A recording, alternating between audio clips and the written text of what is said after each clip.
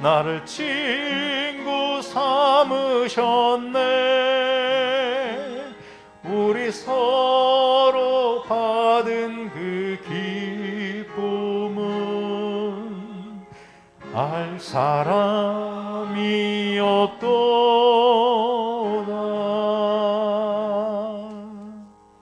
아멘. 히브리서 13장 9절부터 17절의 말씀을 우리 하나님 앞에서 읽겠습니다. 히브리서 13장 9절부터 17절입니다. 신약성경 369쪽에 있습니다. 저하고 우리 성도님들이 한 절씩 교독하겠습니다. 9절부터 읽겠습니다. 여러 가지 다른 교훈에 끌리지 말라. 마음은 은혜로서 굳게 함이 아름답고 음식으로서 할 것이 아니니 음식으로 말미암아 행한 자는 유익을 얻지 못하였느니라. 우리에게 제단이 있는데 장막에서 섬기는 자들은 그 제단에서 먹을 권한이 없나니 이는 죄를 위한 짐승의 피는 대제사장이 가지고 성소에 들어가 그 육체는 영문 밖에서 불사람이라. 그러므로 예수도 자기 피로써 백성을 거룩하게 하고 성문 밖에서 권한을 받으셨느니라. 그런즉 우리도 그의 치욕을 짊어지고 영문 밖으로 그에게 나아가자. 우리가 여기에는 영구한 도성이 없으므로 장차 올 것을 찾나니 그러므로 우리는 예수로 말미암아 항상 찬송의 제사를 하나님께 드리자. 이는 그 이름을 증언하는 입술의 열매니라. 오직 선을 행함과 서로 나누어 주기를 잊지 말라. 하나님은 이 같은 제사를 같이 읽겠습니다. 너희를 인도하는 자들에게 순종하고 복종하라. 그들은 너희 영혼을 위하여 경성하기를 자신들이 청산할 자인 것 같이 하느니라. 그들로 하여금 즐거움으로 이것을 하게 하고 근심으로 하게 하지 말라. 그렇지 않으면 너희에게 유익이 없느니라. 아멘. 당신은 삶으로 예배를 드리십니까? 라는 말씀으로 우리 장만덕 목사님께서 말씀을 전해주시겠습니다. 주 하나님 아버지, 나는 길이요 진리요 생명이라고 말씀하셨사오니 하나님의 말씀이 선포될 때 길을 찾게 하시고 또 진리 안에 굳건히 서게 하시고 생명의 넉넉함을 얻는 귀한 시간이 되기를 원합니다. 성령께서 마땅히 들을 수 있는 길을 열어주시고 깨닫는 영을 허락하시며 또 예배 시리즈로 은혜를 3번째 나누게 됩니다.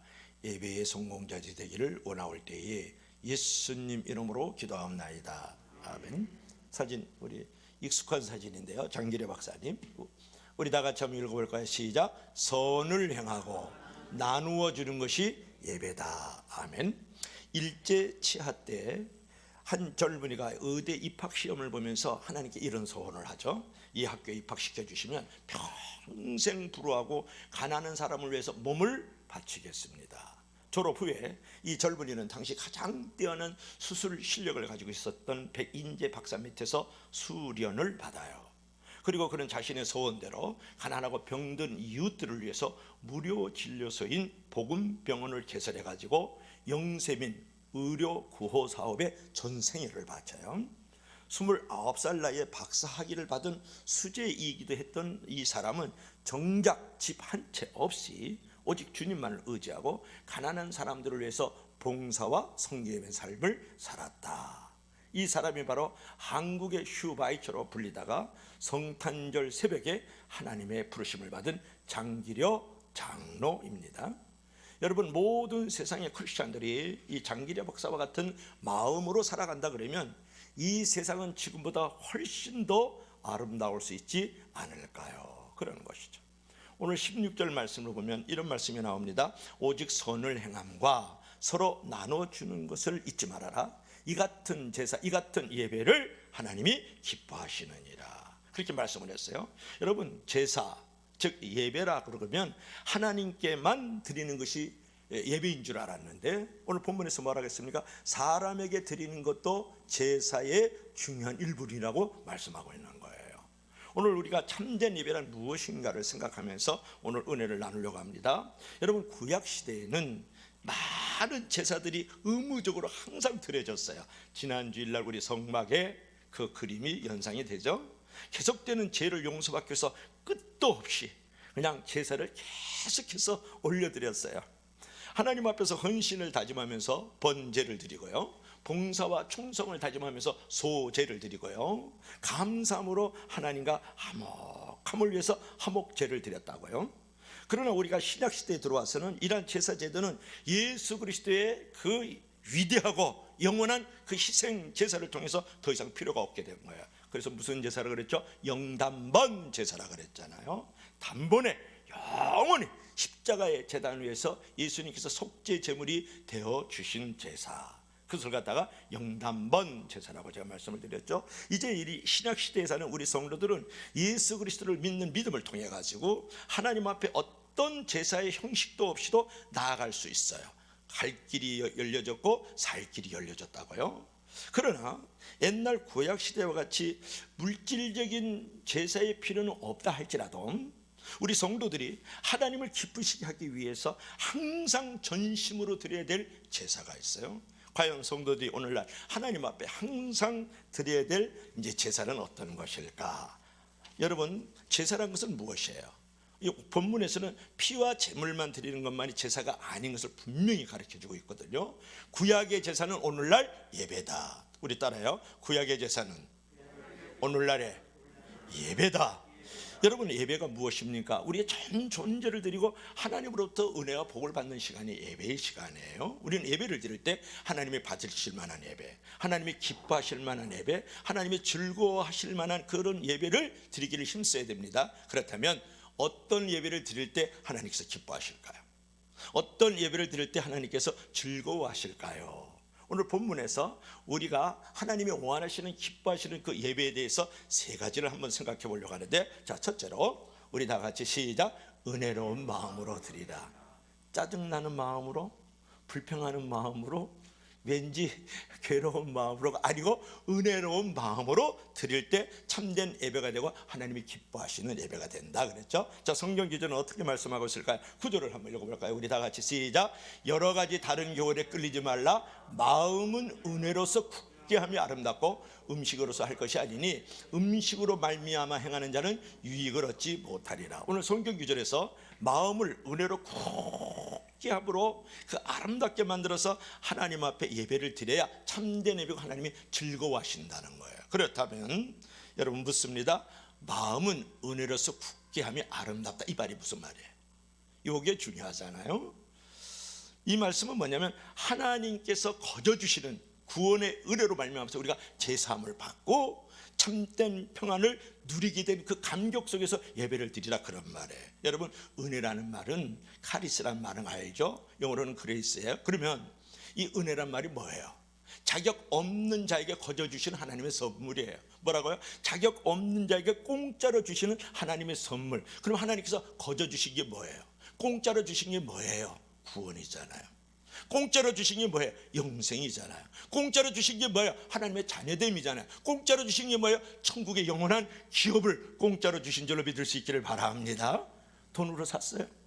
여러분이 잘나서 영생을 얻었어요? 천국을 받았냐고요? 그렇지 않잖아요. 여러분이 사회적으로 높은 신분과 명예를 얻어서 하나님께서 구원도 주시고 천국도 주시고 자녀됨을 허락하셨어요? No, 그렇지 않잖아요.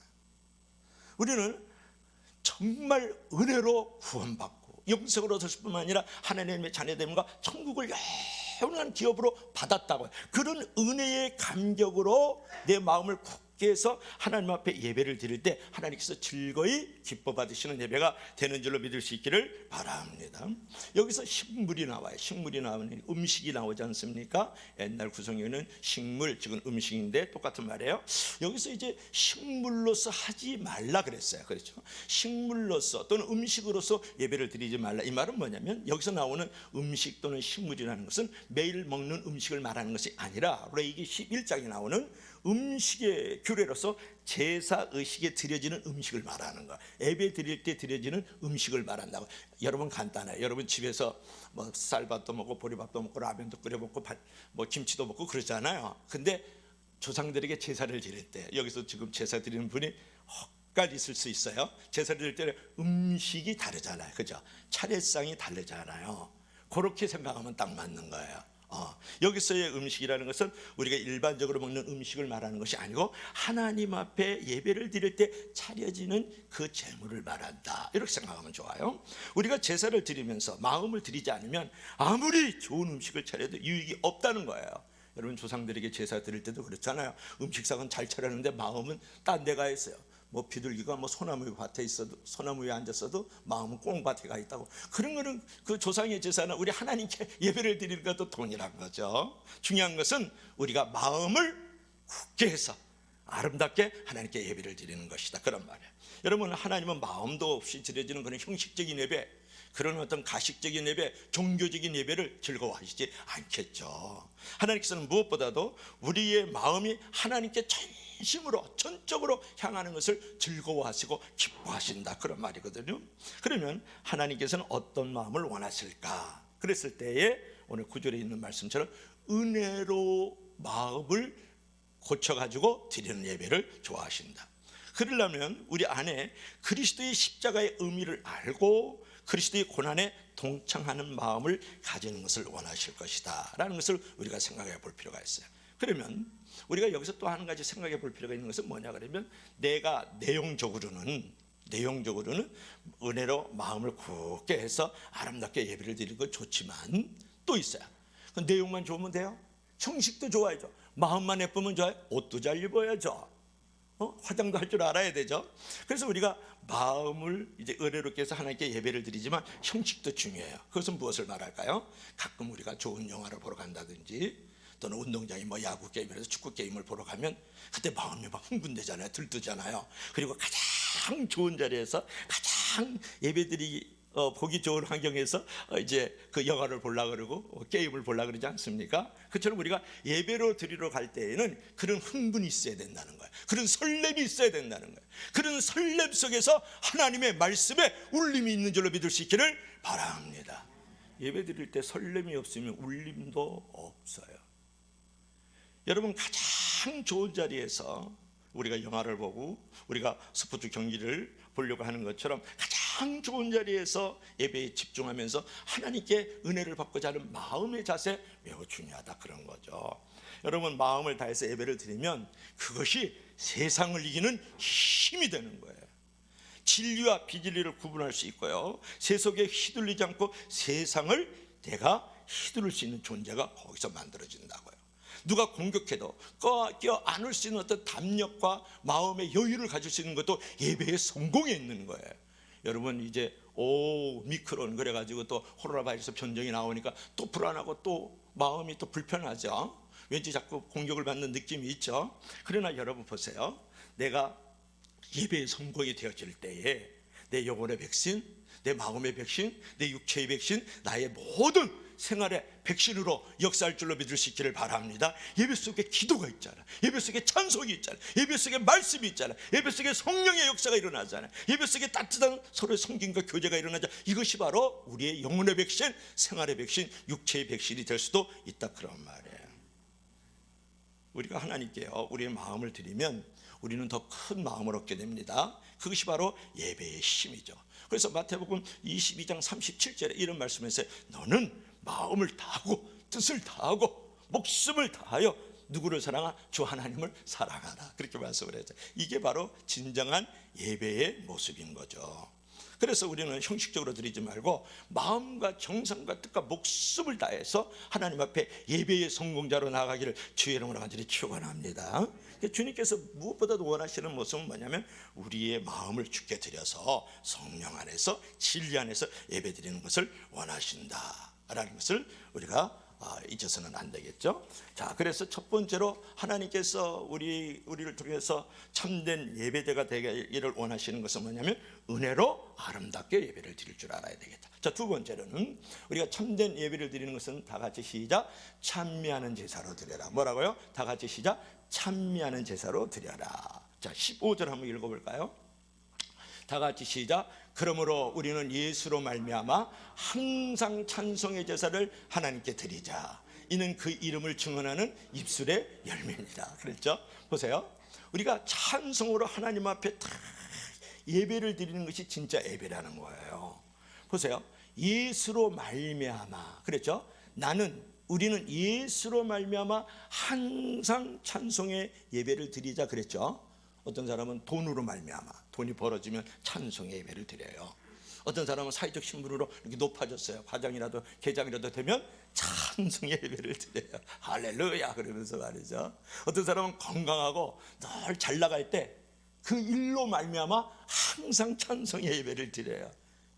예수로 말미암아 찬송의 예배를 드리라 그랬지. 돈, 잘 나갈 때, 건강할 때, 높은 자리에 올라갈 때, 인정받고 칭찬받을 때 찬송의 예배를 드리라는 성경 기절 없어요. 뭐라 그랬어요? 우리는 예수로 말미암아 찬송의 예배를 드려야 되는 줄로 믿을 수 있기를 바랍니다. 여러분, 제사라는 것은 피의 제사만이 제사가 아니라는 거예요. 우리가 찬양을 드리는 것도 중요한 제사의 수단 중에 하나라는 거예요. 아주 쉬운 말로 할까요? 여러분이 헌금 가져오고 주일날 앉아서 몸뚱어리를 여기 의자에 앉혀놓고 하나님께 예배 드리는 것만 예배가 아니라는 거예요. 우리가 찬양을 드리는 것도 중요한 제사의 수단 중에 하나라는 거거든요. 오늘 본문 15절 보세요. 이러므로 우리가 예수로 말미암아 항상 찬미의 제사를 하나님께 드리자. 이는 그 이름을 증거하는 입술의 열매니라. 여러분, 예수 그리스도는 하나님께로 나아갈 수 있는 유일한 길이고 갈 길인 줄로 믿을 수 있기를 바랍니다. 그런 길을 만들어주신 이 하나님의 은혜를 감사하면서 찬양의 제사를 드릴 줄 알아야 된다는 거죠. 우리는 예수 그리스도가 단번에 영원한 완전한 속죄의 제사를 드렸을지라도 하나님께 드려야 될 우리의 다른 제사가 있다는 사실을 여러분 깨달아야 됩니다. 그것은 무엇이에요? 우리는 날마다 하나님의 은혜를 찬양하는 찬미의 제사를 드릴 줄 알아야 된다는 거예요. 정말 우리는 받을 자격이 없는 자에게 하나님께서 공짜로 주셨잖아요. 구원도 주시고 영생도 주시고 하나님의 자녀됨도 허락하시고 영원한 천국의 기업을 주셨기 때문에 그 일로 말미암아서 날마다 찬양하는 삶이 이루어지기를 주의 이름으로 간절히 부탁합니다. 근데 우리가 왜 찬미의 제사를 드려야 할까? 그랬을 때 기본적으로 예수 그리스도로 말미암아서 우리가 구원과 영생을 얻고 우리의 앞날의 길이 열려지고 하나님께로 갈 수 있는 살 길이 열려졌기 때문에 찬송을 합니다. 그런데 중요한 것은 찬송은 즐거울 때만 부르는 것은 아니라는 거예요. 슬플 때도 힘겨울 때도 낙심될 때도 불러야 된다 그런 말이에요. 보세요. 이제 그 야고보서 5장 13절에 보면 이런 말씀이 있어요. 너희는 고난당하는 자가 있느냐? 저는 기도할 것이요 너희는 즐거워하는 자가 있느냐? 너는 찬송할지니라. 그렇게 말씀을 했어요. 그래서 우리가 고통을 받을 때에 우리가 기도하면 형통이 돼요. 뭐가요? 고통이 형통이 된다 그런 말이에요. 그런데 뭐라고 또 말씀을 했냐면 야고보 목사가 즐거워하는 자가 있느냐? 저는 찬송할지니라 그렇게 말씀을 했거든요. 형통이 계속해서 형통으로 만들어지기 위해서 무엇을 해야 된다? 찬송을 할 줄 알아야 된다는 거예요. 근데 많은 사람들이 좀 미련하고 우둔해요. 성도들이 고난을 당할 때, 즉 고통이 다가오면 주여 주여 죽여주소서 그러면서 막 주여가 주교로 변해가면서 두 손 들고 기도하거든. 그럼 고통이 형통이 돼요.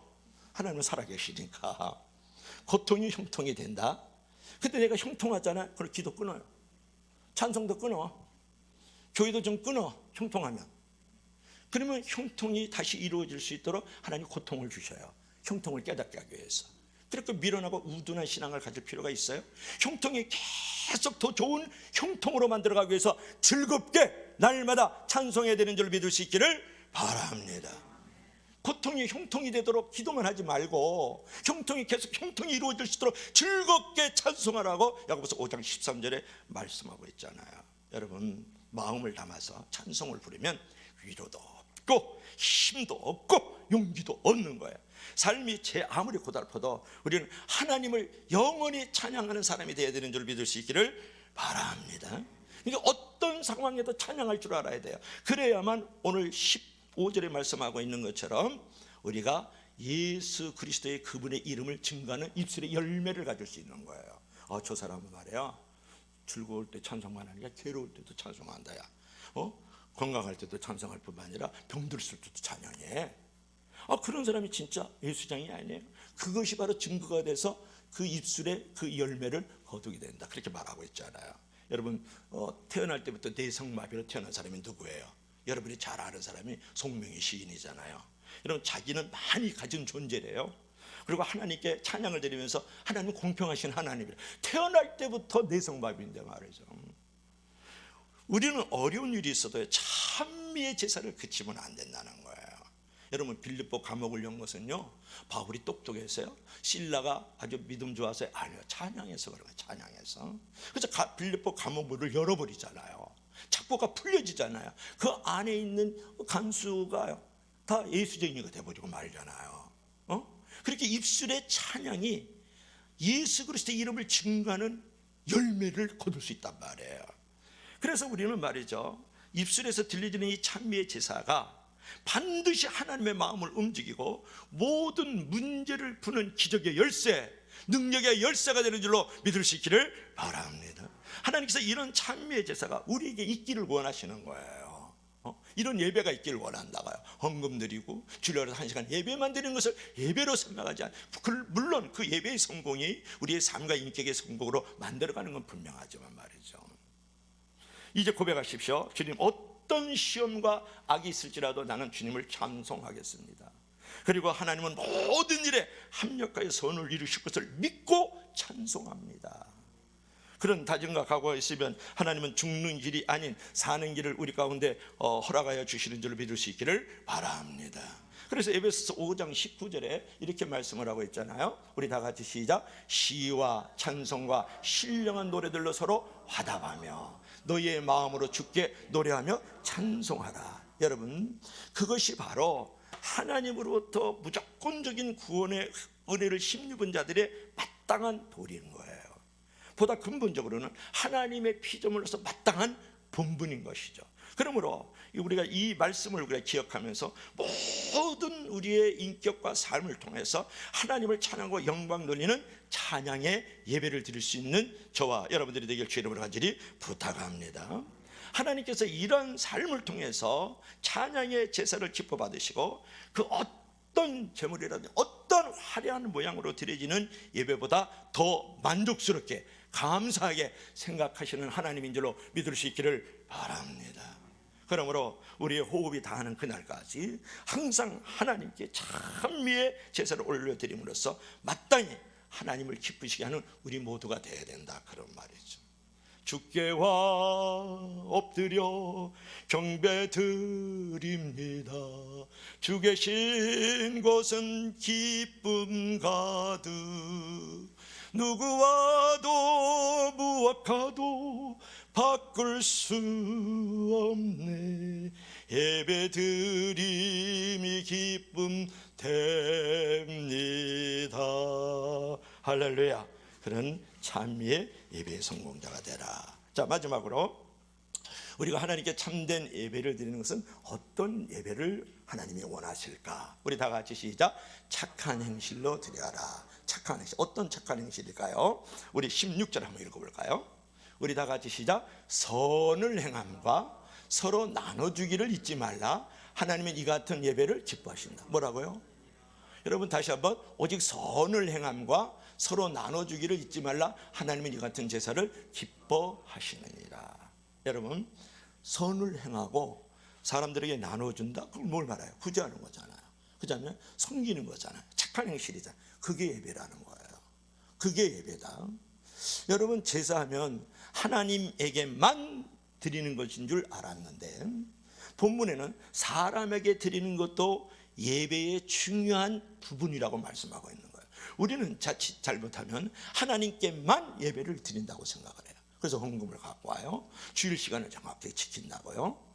그것만이 예배가 아니고 하나님 앞에서 사람들을 통해서 예배를 드릴 줄 알아야 된다는 거예요. 선을 행할 줄도 알고 나눠줄 줄도 아는, 구제하고 섬기고 또 내가 가지고 있는 그 물질을 희생할 줄 아는 것이 진정한 예배의 통로다라고 말씀하고 있잖아요. 이게 또 하나의 예배라는 거예요. 여러분, 사람에게 드리는 제사에게는 이제 어떤 것이 있을까 그랬었을 때, 자, 첫째로는 16절에 보니까 선을 행해야 된다는 거예요. 선함과 나눔이 이제 사람을 통한 예배다. 또 한 가지는 뭐냐면 17절에 있는데 인도하는 자에게, 리더들에게 순종하고 복종하는 것이 예배다. 그렇게 17절에 말씀하고 있어요. 여러분, 이 제사를 한마디로 말한다 그러면 헌신과 사랑의 제사를 말하는 거예요. 예배를 말하는 거예요. 이런 헌신과 사랑을 받으면 사람도 기뻐하지만 하나님께서 그것을 얼마나 좋아하시는 예배로 생각하시겠느냐, 그런 말이죠. 여러분, 항상 선을 행하고 많이 나눠주기를 힘쓰시기를 바랍니다. 그게 예배예요. 남미에 어떤 성당이 하나 있는데 거기다 경고문을 하나 써붙였어요. 뭐라고 써붙였을까요? 여러분의 돈 지갑을 이제 잘 간수하십시오. 혹시 여러분이 돈 지갑을 잊어버리면 다른 사람이 기도에 응답이 될 수도 있습니다. 그렇게 다른 사람이 기도에 응답이 될 수도 있다. 괜히 내가 가지고 있는 것, 그 돈, 재물, 건강 있잖아요. 남 좋은 일 하지 말라는 거야. 남 좋은 일 하지 말라는 거야. 그래서 우리가 내가 가지고 있는 거 있잖아요. 진정한 복은 뭐냐 그러면 많이 취하는 게 아니에요. 많이 베푸는 게 진정한 복이라는 거 아세요? 많이 소유하는 것은 하늘나라에도 기록이 남지 않아요. 그러나 많이 베푼 것은 하늘나라에 다 기록되는 줄을 믿을 수 있기를 바랍니다. 그래서 주님께서 말씀했잖아요. 소자에게 준 냉수한 그릇도 하늘나라에서 상을 잃지 아니하리라 기록되어졌다, 그런 말이거든요. 왕따 당하는 사람, 불편한 사람, 병든 사람, 갑질당하는 사람, 없는 사람, 늘 주저앉아 있는 사람, 그 사람에게 냉수 한 잔, 냉수라는 건요 향기도 없어요. 냉수라는 건 맛도 없다고요. 근데 그 한 잔을 준 것도 하늘나라에서 기록해서 상을 베풀어 주시겠다, 그렇게 말씀을 했거든요. 그렇기 때문에 우리가 내가 가진 것, 선함과 내가 이제 나눔을 통해서 하나님 앞에 예배자가 되어야 되겠다. 그것이 사람을 통한 예배라는 거예요. 또 한 가지가 있는데 17절 한번 읽어볼까요? 우리 다 같이 시작. 너희를 인도하는 자에게 순종하고 복종하라. 그들은 너희 영혼을 위하여 경성하기를 자신들이 청산할 자인 것 같이 하느니라. 그들로 하여금 즐거움으로 이것을 하게 하고 근심으로 하게 하지 말라. 그렇지 않으면 너희에게 유익이 없으리라. 그런데 여기서 우리가 경성하다는 말을 잘 안 써요. 그러니까 인도하는 자들은 너희들을 위해서 경성한다. 그리고 청산할 것처럼 살아가. 그래서 그 말에 순종 앤드 복종하라, 이제 이렇게 말씀하고 있는 것, 이것이 예배다, 이렇게 지금 히브리서 기자가 말씀하고 있거든. 이게 경성하다는 것은 뭘 말하냐면, 죄송한데 헬라어로는 아그리피누신이라는 말을 해요. 이 말이 아주 쉬운 말이에요. 이 경성하다는 말은 이런 말입니다. 한마디로 잠 못 자는 거예요. 아주 쉽게 하면. 그래서 깨어 있을 수밖에 없는 거예요. 자, 여러분의 가족이 가운데서 뭐 남편이든 자녀든 상관없어요. 어떤 병이 들었어요. 아니면 어떤 돈 때문에, 어떤 사건 때문에 엄청나게 지금 고통스럽게 있어요. 그러면 여러분은 두 다리 쫙 펴고 잠 잘 자죠? 아니죠. 내 가족들 가운데, 내 친척들 가운데, 내 이웃들 가운데 혹시 지금 질병이라든지 또는 뭐 돈 때문에라든지 어떤 상황 때문에 고통을 당하고 있으면 내가 잠을 못 자요. 그죠? 잠을 청해도 잠이 들 수가 없어요. 그래서 깨어 있는 상태를 갖다가 경성하다, 그런 말을 하는 거예요. 깨어 있다. 잠을 자지 못하고 내가 지금 이제 괴로워하고 있다, 그런 말인 거예요. 이게 경성하다라는 단어를 쓰는 거예요. 여러분의 리더들은, 인도자들은, 즉 목사라든지 뭐 전도사, 간사 다 괜찮아요. 구역장 아니면 뭐 선교회 회장도 다 마찬가지예요. 그런 인도자들은 양떼들이 어떤 아픔이 있을 때, 고통이 있을 때, 괴로움이 있을 때 잠을 못 자고 있다는 것을 알아야 된다, 그렇게 말씀해요. 그것을 이해하는 것이, 그것을 받아들이고 순종하고 복종하는 것이 또 하나의 예배다, 그렇게 가르쳐 주는 거예요. 이게 청산이라는 단어도 잘 안 쓰는데요, 구성경에는 회개하다, 이렇게 회개하다, 카운팅하는 거, 그걸 말하는데, 이제 그것은 무슨 말이냐 그러면 돈을 빌려주고 돈을 이렇게 받았어요. 받아야 돼요. 그래서 이렇게 서로 이렇게 어려움이 있잖아요. 돈을 줘야 되고 돈을 받아야 되니까 그 사이에 들어가서 이것을 세움을 잘 해가지고 해결해 주려고 하는 모습을 갖다가 청산할 자인 것 같이, 그런 말을 하는 거예요. 무슨 말씀인지 알겠습니까? 그러면 우리가 너희 영혼을 위하여 경성하기를 자신들이 청산할 자인 것 같이 하는 자가 너희를 인도하는 자다, 그렇게 말했을 때 이 말은 무슨 말씀이에요? 성도들이 장차 그리스도의 재림 시에 부끄러움을 당하지 않도록 하기 위해서 교회의 지도자들이 밤낮으로 쉬지 않고 기도하면서 돌보고 있다, 그런 말. 그것을 정말 알고 순종 앤드 복종하는 것이 예배다, 그렇게 말씀하고 있는 것을 우리가 알 수가 있는 거죠. 여러분, 리더들은 성도들의 아픔과 고통, 악과 시험에 빠져 있었을 때 깨어 기도하는 자야. 내가 그들에게 빚을 진 것 같은 마음을 가지고 그들을 위해서 눈물로 섬기고 잠 못 이루고 있는 모습을 오늘 영혼을 위하여 경성하기를 자신들이 청산할 자인 것 같이 하고 있다, 그렇게 말씀하고 있는 거거든요. 여러분, 여러분의 리더들에게, 인도자에게 순종하고 복종하면 유익이 두 가지가 있어요. 첫째로는 인도자가 양떼의 영혼을 위해서 잠을 못 잘 정도로 기도하고 지도한다는 거예요. 두 번째로는 인도자가 즐겁게 사역하게 된다고 지금 말씀하고 있지 않습니까? 그들로 하여금 즐거움으로. 그러나 인도하는 자들에게 순종하고 복종하지 않으면 유익이 없다, 그렇게 17절의 마지막으로 결론을 맺고 있어요. 여러분, 순종하고 복종하고의 차이를 알겠어요? 쌍둥이에요. 쌍둥이 같은 이란성 쌍둥이에요. 보세요. 순종은 뭐냐면 기쁘게 따르는 거예요. 기쁘게 따르는 거. 그럼 복종은 뭐예요? 복종은 마음이 내키지 않아도 따르는 것이 복종이에요. 여러분, 순종도 해야 되지만 복종도 때로는 필요합니다. 십자가라는 것은 엄격하게 말하면 마음이 내키지 않아도 따라가는 것을 복종이라고 하는 거예요. 그게 십자가를 정말 지는 거예요. 여러분, 즐겁게 내가 하고 싶은 것을 순종하는 것을 십자가를 졌다라는 말 표현하기는 조금 그렇죠. 그러나 내가 마음이 내키지 않아요. 불편해요. 무거워요. 꺼려요. 그럼에도 불구하고 그것이 인도자의 말씀이고 하나님의 말씀이기 때문에 따라간다 그러면 그것이 십자가를 지는 것이고 그것이 바로 십자가에 죽는 삶인 줄로 믿을 수 있기를 바랍니다.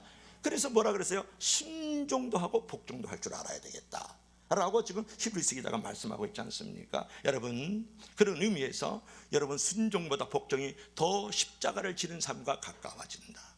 때로 힘들고 어렵고 마음이 내키지 않아도 복종할 때 그것이 바로 헌신의 예배고 사랑의 예배이고, 그런 헌신과 사랑의 예배를 하나님이 받으시고 하나님은 그런 큰 축복과 유익을 저와 여러분의 우리 공동체 안에 허락하여 주시는 줄 믿을 수 있기를 바랍니다.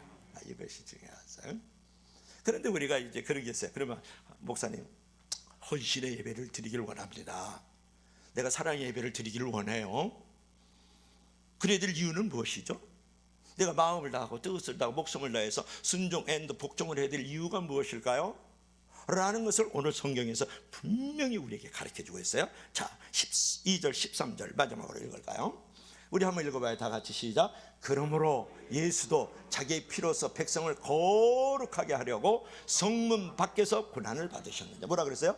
예수도 당신의 피로서 백성을 거룩하게 하려고 뭐라고요? 성문 밖에서, 예루살렘 성문 밖에서 고난을 받으셨다. 골고다 언덕에서 피 흘리고 물을 쏟으시면서 십자가에 달려 고난을 당하셨다, 그 말이에요. 그 다음에 밑에 시작. 그런즉 우리도 그의 치욕을 짊어지고 영문 밖으로 그에게 나아가자. 그래서 우리로라는 말에 자기 이름을 대세요. 자기에게 적용을 안 하는 여러분들이 많거든요. 그냥 키만 커지고 머리만 커지는 사람 많잖아요. 자, 우리도 자기 이름을 대요. 직분 떼세요. 다 같이 시작. 그런즉 장만덕이도 그의 치욕을 짊어지고 영문 밖으로 그에게 나아가자. 자, 그런즉 장만덕이도 그의 치욕, 여기 그는 누구예요? 예수님의 치욕을 짊어지고 영문 밖으로 누구에게? 예수님에게 나아가자. 그렇게 읽어요. 다시 한번 다 같이 자기 이름을 대고 예수님을 대고 시작. 그런즉 장만덕이도 예수님의 치욕을 짊어지고 영문 밖으로 예수님에게 나아가자. 할렐루야. 너무나도 귀한 말씀. 왜 내가 헌신의 이유가 어디에 있어요? 내가 왜 하나님 앞에 희생의 제사를 드려야 될 이유가 어디 있냐는 걸 단숨에 가르쳐 주지 않아요. 내가 왜 순종과 복종의 십자가를 짊어가야 될 그 이유를 너무 잘 가르쳐 주지 않습니까? 여러분, 영문 밖에서 불살라진 이 속죄 제물과 예루살렘 성문 밖에서 죽임을 당하신 예수 그리스도를 택한 백성들을 구원하기 위해 돌아가신 속죄 제물이라는 거예요. 여러분, 예루살렘 성이 이렇게 네모난 모양으로 있습니다. 그 바깥에 바로 영문 밖, 성문 밖에 골고다 언덕이 있어요. 라틴어로는 갈보리 언덕이에요. 그 해골의 언덕에서 예수님께서 물과 피를 다 쏟으셨잖아요. 십자가에 달려 죽으심으로써 그 십자가의 제단에서 속죄 제물이 되어주셨다, 그런 말이에요. 그래서 우리도 장만덕이도 여러분들도 예수님의 그 치욕, 능력을 짊어지고 그 영문 밖으로 예수님께로 나가자. 그 발자취를 따라가자. 그렇게 선언하고 있는 것이죠. 여러분, 이 말씀은 뭐예요? 마태복음 16장 24절, 누구든지 나를 따르려거든 자기를 부인하고 자기 십자가를 지러, 그렇게 말씀하잖아요. 그러므로 치욕 혹은 능력은 성문 밖에서 고난을 받으신 그 예수님의 고난을 의미하는 거거든요. 영문 밖으로 이렇게 나가자라는 말은, 즉 성문 밖으로 나가자라는 말은 세상과 버타는 이 세속주의, 이 소비주의, 이를 삶을 벗어버리고 의롭고 정결한 삶, 천성을 향해서 나아가는 삶을 살자라고 지금 선언하고 있는 거예요. 그러므로 여러분, 그리스도께서 십자가를 지신 것처럼 우리도 자기의 십자가를 지고 그분의 발자취를 쫓는 삶을 살아가야 되지 않겠습니까? 라고 지금 우리에게 물어보는 것이죠. 그리스도의 고난에 동참하지 않는 삶, 그 삶은 실제적으로 그리스도를 부인하는, 그리스도를 떠난 삶이라는 거 여러분 아십니까? 그것은 자기에게도 유익이 되지 않고 우리 공동체에도 유익이 되지 않는 것이죠. 그래서 로마서 12장 1절에 이렇게 말씀을 했어요. 우리 다 같이 한번 읽어볼까요? 자, 그 그림 한번 먼저 볼까요? 자, 보세요. 예수님께서 성문 밖에 골고다 언덕을 향해서 올라갈 때, 쓰러지실 때, 그때 이 구리네 사람 시몬이 되겠죠. 이 십자가를 짊어지시는 모습을 여기서 우리가 볼 수 있는 거죠. 자, 넘기겠습니다. 자, 우리 로마서 12장 1절 우리 다 같이 한번 읽어보겠습니다. 그 전에 있는데, 자, 로마서 12장 1절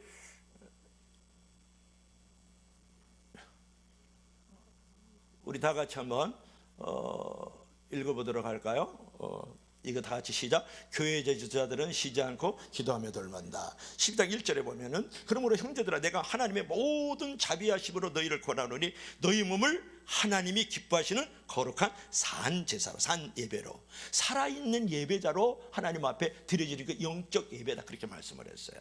여러분, 우리 성도들은 이제 다른 어떤 제물로가 아닌 바로 우리 자신을 하나님 앞에 거룩한 살아있는 예배자로 나아가기를 원하시는 것을 믿을 수 있기를 바랍니다.